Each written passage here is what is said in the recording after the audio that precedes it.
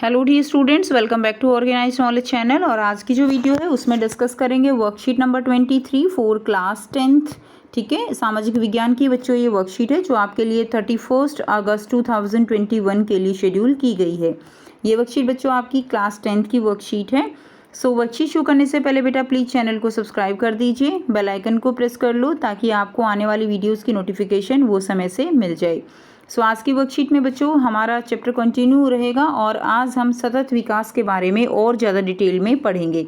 सो सतत विकास हमने पढ़ा था कि बिना पर्यावरण को नुकसान पहुंचाए जो विकास होता है उसको हम क्या कहते हैं, उसको हम सतत विकास कहते हैं। सो मानव अस्तित्व के साथ साथ जीवन की गुणवत्ता बनाए रखने के लिए भी संसाधन महत्वपूर्ण हैं। तो हम सब जानते हैं कि जो संसाधन हैं वो हमारे लिए बहुत ज़्यादा आवश्यक हैं। तो यह माना जाता है कि संसाधन प्रकृति के क्या है, मुफ्त उपहार हैं। और ये जो मुफ्त गिफ्ट हमको मिले हैं प्रकृति की तरफ से, इनके द्वारा ही हमने इतनी प्रगति की है।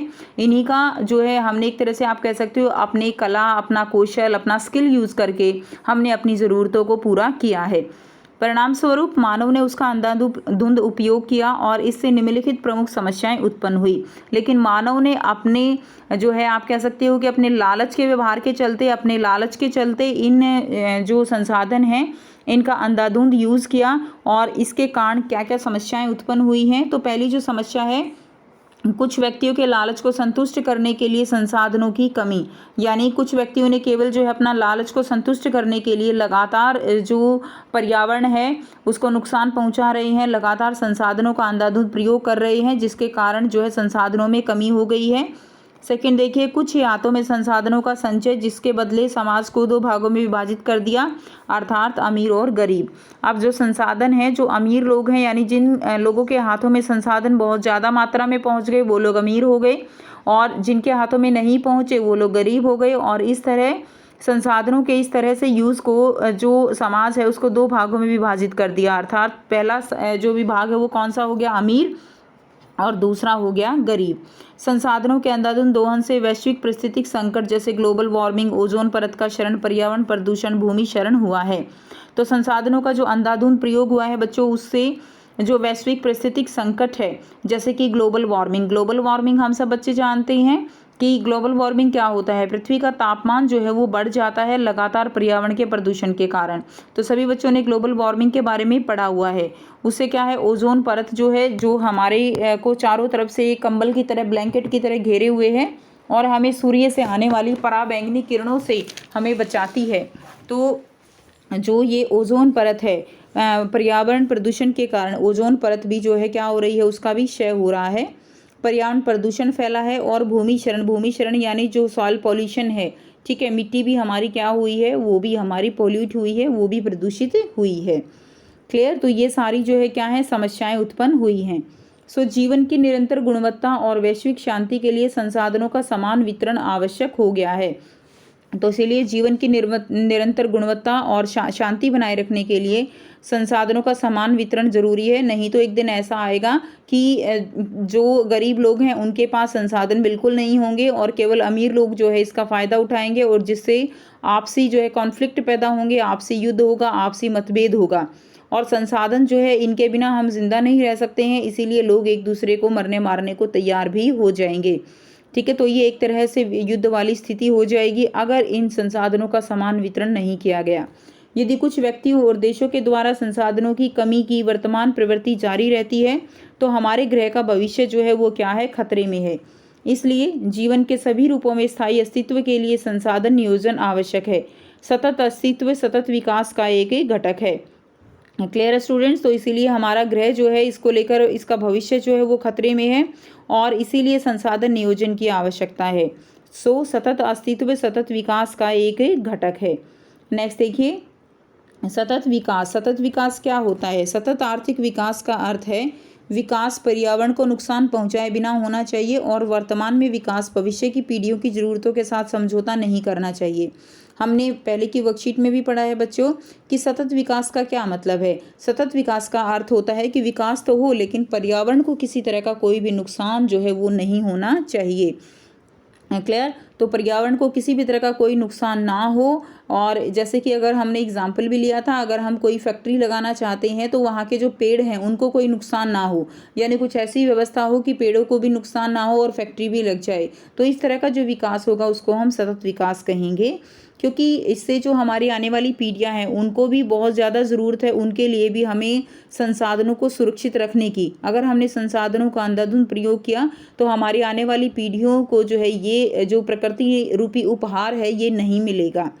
नेक्स्ट देखिए, रियो डी जेनेरियो पृथ्वी शिखर सम्मेलन 1992। तो रियो डी जेनेरियो जो है ये एक शिखर सम्मेलन हुआ था 1992 में, जून 1992 में, ठीक है। पहली अंतर्राष्ट्रीय पृथ्वी शिखर सम्मेलन के लिए ब्राज़ील के रियो डी जेनेरियो में 100 से अधिक जो है क्या मिले थे, राष्ट्र अध्यक्ष जो है वो आपस में मिले थे। और क्या था, पृथ्वी जो है पहला अंतर्राष्ट्रीय पृथ्वी शिखर सम्मेलन हुआ था 1992 में। क्लियर। वैश्विक स्तर पर पर्यावरण संरक्षण और सामाजिक आर्थिक विकास की तत्काल समस्याओं के समाधान के लिए इस शिखर सम्मेलन का आयोजन किया गया था और रियो कन्वेंशन के वैश्विक वन सिद्धांतों का समर्थन किया और 21वीं सदी में सतत विकास प्राप्त करने के लिए एजेंडा 21 को अपनाया। तो इसमें हमने एजेंडा 21 क्या था वो भी हमने पढ़ा था। तो इसमें जो पिछली वर्कशीट थी बच्चों उसमें हमने एजेंडा 21 के बारे में पढ़ा था ना, कि जनसंख्या विस्फोट है, पर्यावरण प्रदूषण की समस्याएं हैं, तो ये सारी समस्याएं एजेंडा 21 में अपनाई गई थी और कि हर एक जो राज्य है उसका अपना एक एजेंडा 21 होना चाहिए, ताकि जो इस तरह की प्रॉब्लम्स हैं उनको जो है क्या किया जा सके, उनका समाधान किया जा सके।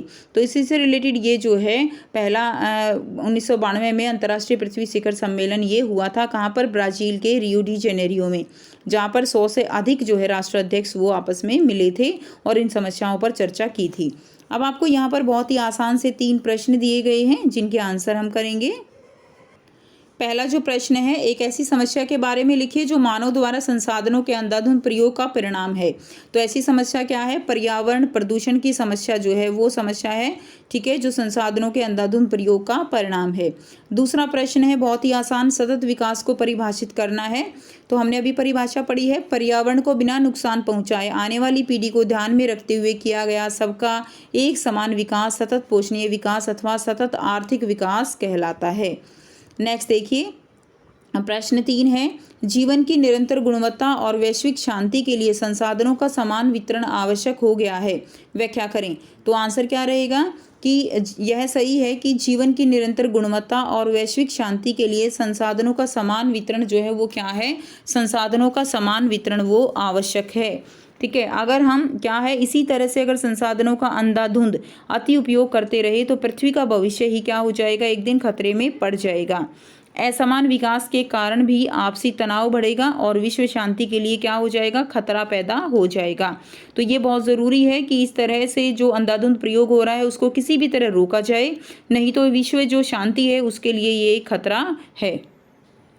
नेक्स्ट देखिए, प्रश्न 4 है, सतत विकास के लिए आप विश्व के नेताओं को क्या सुझाव देंगे, ठीक है। तो इसका आंसर क्या लिखेंगे, सुझाव हम लिखेंगे, पहला जो हम सुझाव दे सकते हैं वो है संसाधनों का उचित नियोजन किया जाए। संसाधनों का अगर उचित नियोजन किया जाएगा तो अमीर गरीब का भेदभाव जो है वो खत्म हो जाएगा।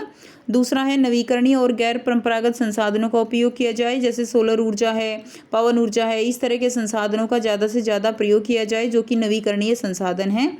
नेक्स्ट देखिए, एक समान विकास सुनिश्चित करने के लिए निर्धनता तथा बेरोजगारी को कम करने के प्रयास किए जाएं। और नंबर 4 रहेगा, पर्यावरण प्रदूषण को रोकने के लिए सामूहिक तौर पर उपाय किए जाएं।